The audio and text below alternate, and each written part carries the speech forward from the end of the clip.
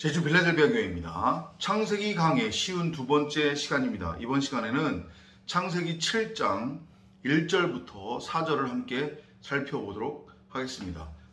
노아의 방주, 홍수 이야기가 계속해서 진행이 되고 있습니다. 저희가 나누고 있는 이야기는 엘로힘께서 땅에 왜 홍수를 내리실 수밖에 없는지, 그리고 그 홍수가 의미하는 것이 무엇인지, 방주가 의미하는 것은 무엇이고, 왜 엘로힘께서는 땅을 쓸어서 땅에 기식하는 모든 생명체, 호흡하는 모든 생명체들을 쓸어버린다고 하셨는데, 왜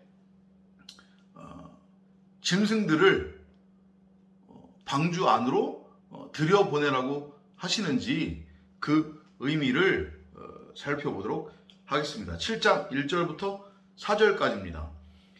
여호와께서 노아에게 말씀하셨다. 너는 내 모든 집사람을 데리고 그 방주로 들어가거라. 이는 내가 이 세대에서 내 앞에 의인으로 너를 보았기 때문이다. 그러니까 이게 결국은 노아로 인해서 일곱이 구원을 받고, 그래서 방주 안에서 노아 플러스 7 돼서 8로 되는 거잖아요. 그것이 결국 의미하는 것은 뭡니까? 영원한 안식, 쉼을 뜻하는 거예요. 그러니까 이는 마치 출애굽 1세대가 애굽에서는 나왔어요. 그죠? 애굽에서 나왔는데 그 1세대가 다 어떻게 돼요? 광야에서 죽잖아요. 그죠? 그리고 오직 2사람만 가나안으로 들어가죠. 근데 그 가나안 들어갈 때에 누가 들어가요? 누구를 제일 앞장 세워서 가나안으로 들어가요? 바로 여호수아예요.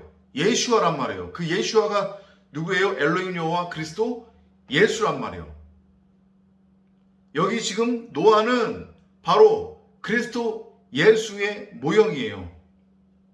출애굽 1세대가 짐승으로서 땅에 기식하는 생명체로서 말씀이라고 하는 그 윗물, 홍수에 의해 씻겨 내려지는 거예요. 다나토스로 죽는 거예요.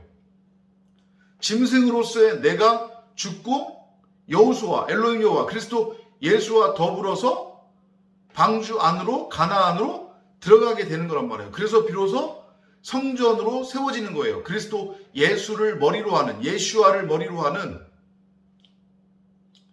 그 그림이 지금 노아와 그의 식구들, 그의 사람들이 방주 안으로 들어가서 구원받는 그림으로 그려지는 거란 말이에요. 그렇게 여러분들이 이해를 하시면 돼요. 내가 이 세대에서 내 앞에 의인으로 너를 보았다라고 하는 그 말씀의 의미는 결국은 노아는 윗물을 나를 심판하는 홍수로 지금 받지 않게 되는 거잖아요. 그죠? 그래서 도피성 안으로 지금 들어가게 되는 거란 말이에요. 성전으로 세워지는 거예요. 노아가. 그죠? 노아 자체만 놓고 봤을 때, 그럼 이것이 의미하는 게 뭐냐면, 노아는 성경 66권을 문자로 읽고 행위를 열심히 행하며 육신의 적용, 안목의 적용, 이생의 자랑을 뭐라고 해야 돼요? 추구한 게 아니라는 얘기죠. 노아는 성경 66권을 진리로 결국엔 읽어냈다는 얘기예요. 성경 66권을 진리로 호라호했다는 얘기겠죠. 이 호코스모스 세상이 전부가 아니구나. 이 호코스모스 세상은 진리를 설명하기 위한 모형과 그림자였구나 라는 것을 알고 깨달은 거예요. 그러니까 결국엔 예수가 그리스도고 그리스도가 예수였구나. 율법이 곧 진리고 진리가 곧 율법이었구나. 생명나무가 선악을 알게 하는 지식나무였고 그 선악을 알게 하는 지식나무가 생명나무였구나. 이것을 알고 깨달았다는 얘기예요. 그래서 노아는 방주를 만드는 그 120년 동안, 곧 그 120년의 해, 엘로힘께서 사람에게 주신 기회라고 그랬잖아요. 그죠? 진리의 아들로 창조를 완성하기 위한 하이 네 네페시 하야의 독생자 그리스도 예수 아들로 낳기 위해 이 세상의 사람들에게 엘로힘께서 주신 그 기회의 시간, 기회의 해 120으로 표현이 되는 겁니다. 그래서 그 기간 동안에 노아는 그래서 자기가 깨달은 그 진리, 아래 것을 가지고 위의 것을 전하고 설명했단 말이에요. 여러분, 우리는 결코 하나님처럼 될 수 없습니다. 우리는 무엇이 선이고 무엇이 악인지 그 차이를 분별할 수 없습니다. 이 세상은 잠시 잠깐 주어진 그림자요 모형이요 신기루고 꿈입니다. 우리는 아무것도 아닌 존재입니다. 우리가 선악을 열심히 행해서 얻는 이 땅의 가치들, 양식은 그냥 아무것도 아닌 겁니다.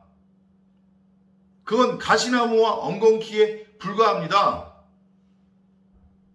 그걸 아무리 많이 누린들 우리가 결코 이 땅에서 하나님처럼 살 수 없고 결코 하나님이 될 수 없습니다. 우리는 헤벨, nothing, 아무것도 아닌 존재입니다. 그러니 하나님께로 회개하십시오. 이 복음, 이 진리를 전했단 말이죠. 그래서 노아가 엘로힘 앞에서 의인이었다는 얘기예요.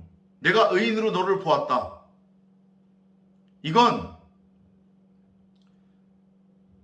무슨 얘기냐? 노아가 하나님의 마음과 합한 상태가 되었다는 얘기예요. 그럼 어떻게 하면 우리가 하나님의 마음과 합한 상태가 되냐? 우리가 어떻게 하나님의 마음을 알 수 있는 거냐?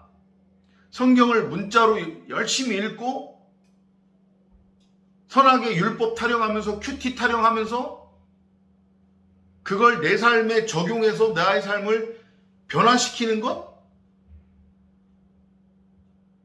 그게 하나님의 마음에 합한 삶이 아니란 말이에요. 그게 하나님의 마음과 합한 자가 아니란 말이에요.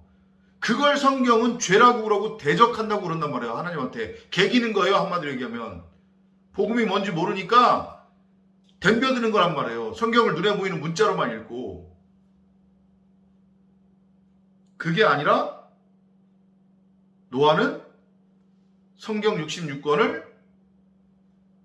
문자 성경을 진리로 알고 깨달았다는 얘기예요. 그래서 그것을 전한 거예요. 끊임없이 프리치. 그것을 성경은 하나님의 마음과 합한 상태, 곧 하나님이 된 상태, 진리가 된 상태, 진리의 말씀의 상태라고 그런단 말이에요.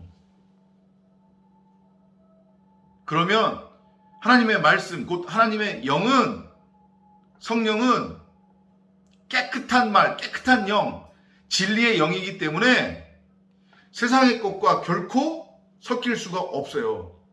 내가 귀로는 진리를 듣는다고 해요. 그 들려주니까 뭔 소리인지 알 것 같아요 라고 얘기를 해요. 근데 여전히 나의 모습에서는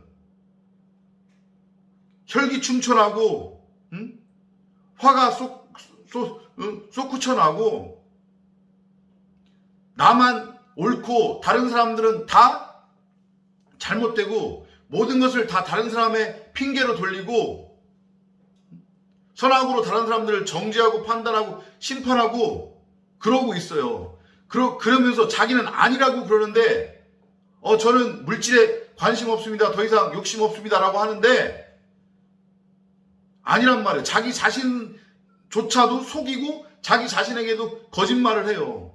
실상은 보면 이 안에 탐심, 에피뚜미아, 두마움, 욕심이 가득하고 복음을 지식적인 것으로 들어서 그걸 자기 것으로 취해서 그걸 가지고 하나님 흉내를 내려고 그러고 그래서 복음을 듣는 거예요. 정말로 복음에 대한 갈급함으로 복음을 듣는 게 아니라 그러니까 머리로는 당연히 들을 수 있는 거죠. 근데 이 안은 아무런 변화가 없어요. 에피뚜미아 탐심 여전히 이 안에 가득하단 말이에요. 욕심, 혈기 가득해요. 그러니까 돈에 아둥바둥 거리는 거예요. 그 물질을 취하기 위해서는 수단과 방법을 가리지 않는 거예요. 다른 사람도 속이고 내 자신도 속이고 그런데 자신은 자기가 잘못했다고 결코 인정하지 않는단 말이에요. 그게 뭐가? 그게 어때서? 그런단 말이에요. 그러면서 나는 물질에 세상적인 것에 결코 욕심이 없다라고 그렇게 자기 스스로를 위안을 해요. 정말로 사악한 모습이란 말이에요. 이런 모습들이. 차라리 믿지 않는 자들보다도 더 무서운 존재로 점점 커가는 거예요. 하나님 앞에 대적하는.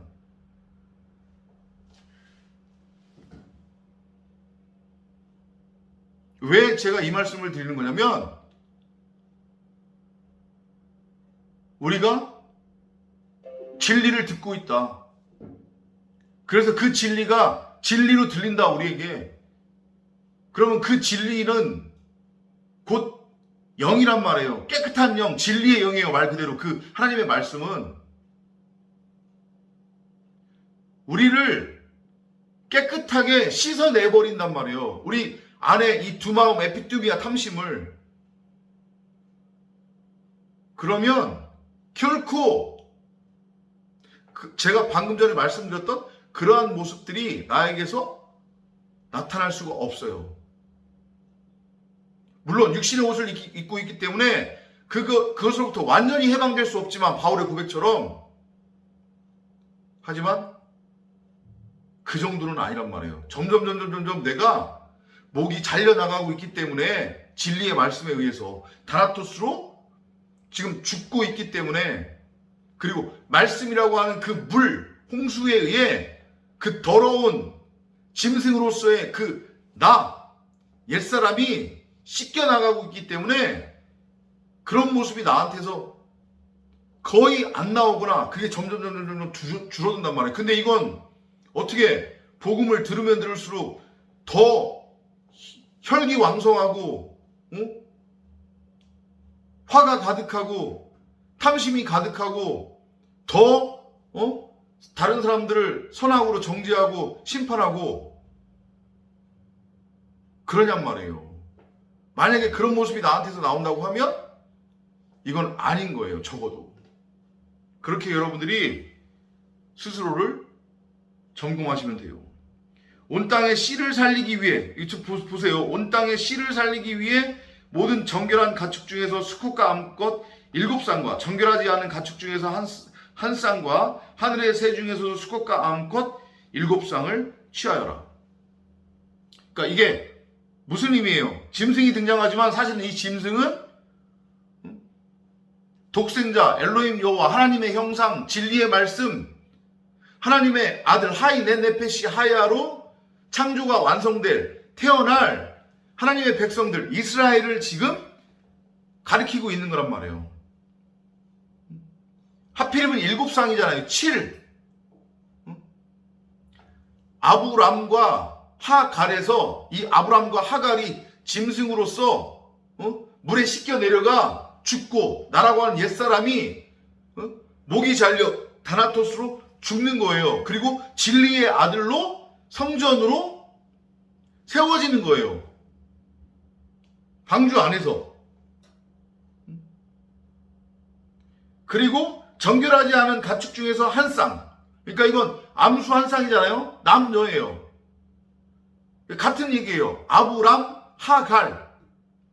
엉뚱한 씨를 받아서 씨가 없는 여자가 된 상태. 하나님의 아들과 사람의 딸, 그 둘이 하나가 됐어요. 그래서 네피림이 된 상태란 말이에요. 지금 짐승이에요.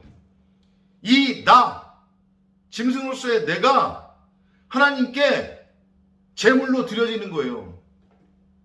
다나토스의 죽음으로 죽기 위해서, 머리가 잘리는 그 죽음을 경험하기 위해서. 그러면 씨 가진 여자,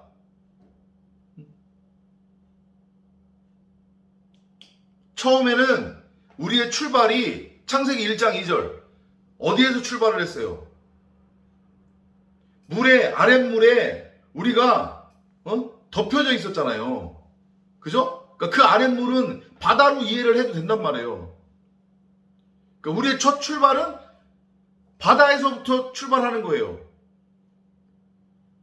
그리고 땅이 드러난다고 했죠. 묻이 드러난다고 했죠. 그죠?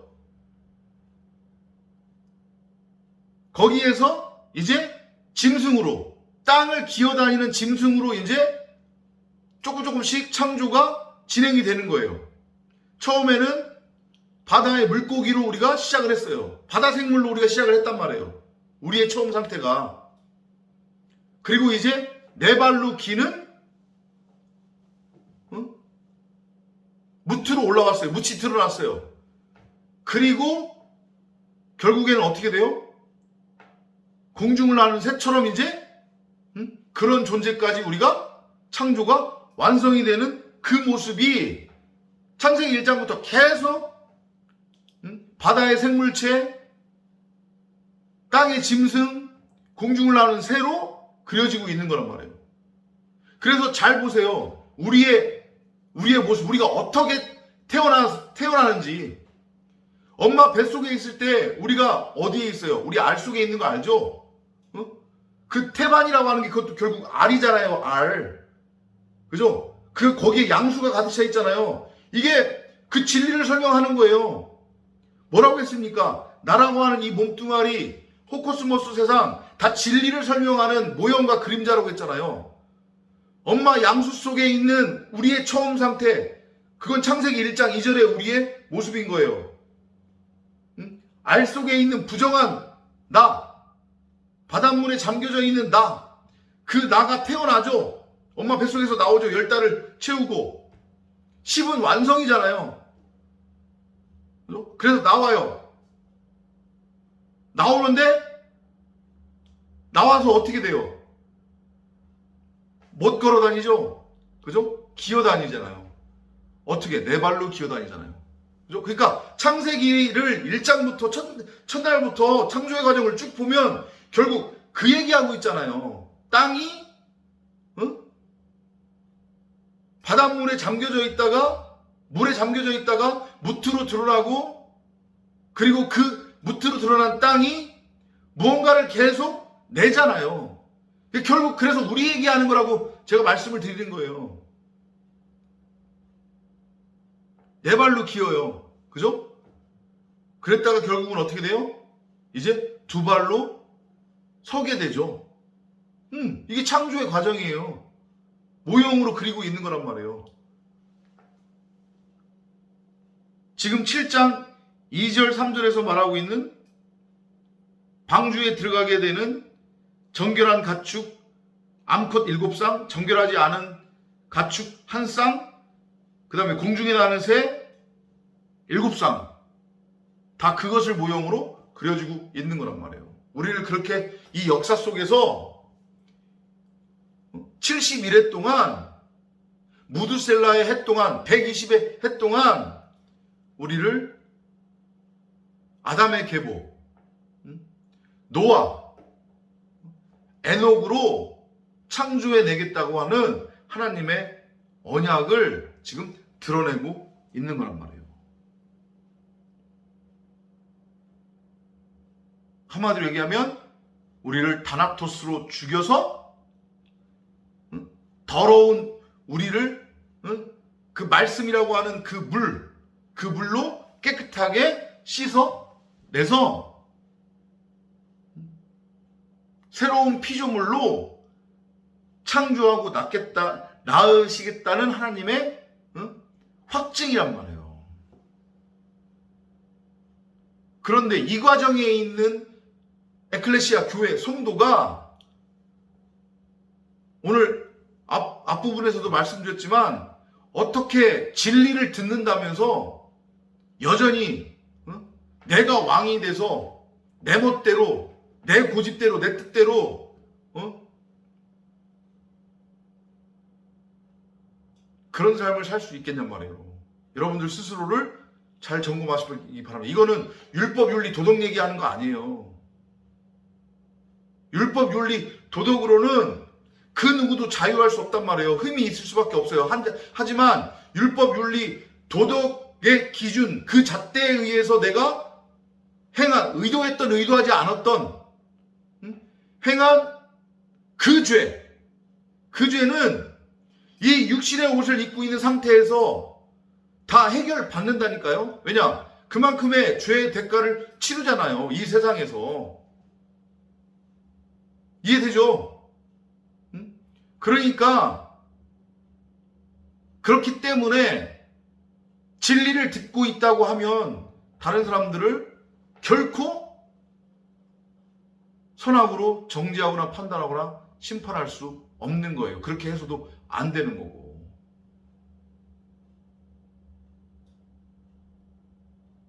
그러니까 여러분들 스스로를 잘 점검해 보시기 바랍니다. 왜냐하면 7일 더 있으면 내가 땅에 40일 낮과 밤 동안 비를 내리게 해서 지면에 내가 만들었던 모든 존재를 쓸어버릴 것이기 때문이다. 이제 방주에 들어가면 7로 완성이 되는 거죠. 그죠? 그 방주 안으로 들어가면 여호수아, 노아, 엘로힘 여호와, 그리스도 예수와 더불어서 우리가 성전으로 완성이 되는 거란 말이에요. 세 번째 성전으로. 그런데 그러기 위해서는 잘 읽어보세요. 여기 40일 낮과 밤, 곧 40주야를 우리가 다시 견뎌내야 돼요. 이게 의미하는 게 뭐냐? 자, 우리가 3일길 3일길 공부를 했잖아요. 그죠? 애굽에서의 3일길, 그리고 다시 광야로 나오면 광야에서의 3일길. 왜냐하면 우리는 여전히 짐승이기 때문에 그래야 비로소 진리의 아들로 창조가 완성이 되어 가나안으로 들어갈 수 있는 거란 말이에요. 애굽에서 나왔다고 해가지고 바로 가나안으로 들어갈 수 있는 게 아니에요. 반드시 70일의 동안 우리는 무드셀라의 그 해, 120의 해를 살아내야 된단 말이에요. 말씀에 의해서 반복해서 끊임없이 목이 잘리는, 그래서 나라고 하는 옛사람, 짐승으로서의 내가 완전하게 죽는 거예요. 광야에서. 그러면 1세대가 죽고 그 나라고 하는 짐승 옛사람이 다나토스로 죽고 이제 뭘로? 여호수아로 가나안으로 들어가는 거란 말이에요. 그 그림을 지금 보여주고 있는 거라고 그랬죠. 그죠? 이 7장 4절도 마찬가지로 그 그림으로 여러분들이 이해를 하시면 돼요. 그래서 방주 안에 들어갔는데 40주야 동안 40주야 동안 비가 내리죠. 그죠? 같은 얘기예요, 그게. 우리가 세 번째 성전, 정사각형의 세 번째 성전으로 세워지기 위해, 그러니까 보세요. 모세의 삶을 보세요. 모세가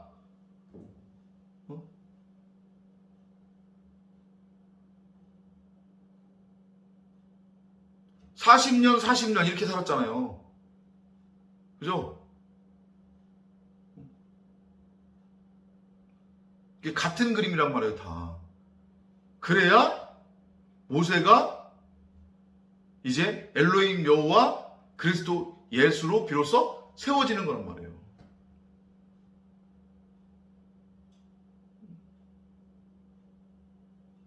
그래서 이 노아의 홍수 사건은 결국은 무엇을 말하고 있는 거다? 출애굽을 말하고 있는 거다.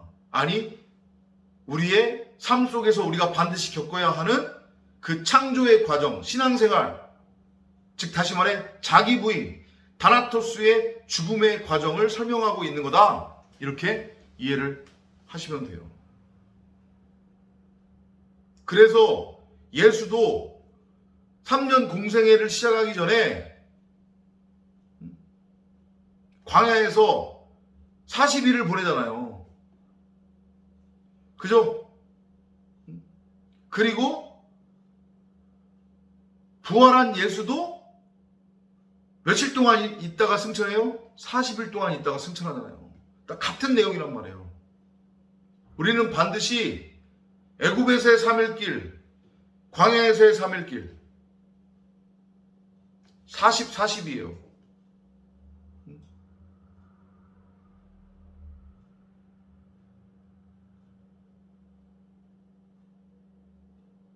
그래서 120에 12의 아들로 우리가 완성이 되는 거란 말이에요. 노아의 방주, 홍수의 의미 이해가 되시죠? 결국은 나에 관한 이야기고, 그럼 어떤 이야기냐? 말씀드렸지만 성경 66권을 눈에 보이는 문자로 읽고 열심히 행위로서 행하며 나라고 하는 땅을 섬기고 숭배하면서 이 땅에서 왕노릇하고 있는 나, 하나님 앞에 그게 결국은 대적하는 건데, 그걸 하나님에 대한 신실한 믿음이다, 하나님의 말씀에 순종하는 삶이다라고 스스로를 끊임없이 세뇌시키고 하나님 앞에 대적하면서 하나님 흉내내고 있는 나, 그 율법에 매여 이 세상이 전부라고 여기면서 세상 가치에 푹 빠져 있는 그 나, 하나님을 믿는다고 하지만 선악의 율법으로 다른 사람들을 정죄하고 심판하고 판단하면서 또 그 선악을 가지고 육적 가치를 쫓고 있는 그 나, 그 나를 다나토스로 죽여서 결국은 12의 아들, 진리의 아들, 하이 네네페시 하야로 창조하겠다는, 낳겠다고 하는 하나님의 의중, 하나님의 그 확증, 열심이 노아의 홍수 사건을 통해서 그려지고 있다. 그렇게 여러분들이 이해하고 깨달으시면 되겠습니다. 다시 한번 당부 말씀드리지만 여러분 스스로를 점검해 보시기 바랍니다. 진리는 누구나 들을 수는 있어요. 하지만 진리를 단순히 들었다고 내가 진리를 깨달은 것도 아니고, 진리를 깨닫고 있는 것도 아니며, 진리를 갈급해야 하는 게 아니라는 거 명심하시기 바랍니다. 다음 시간에 또 찾아뵙도록 하겠습니다. 안녕히 계십시오.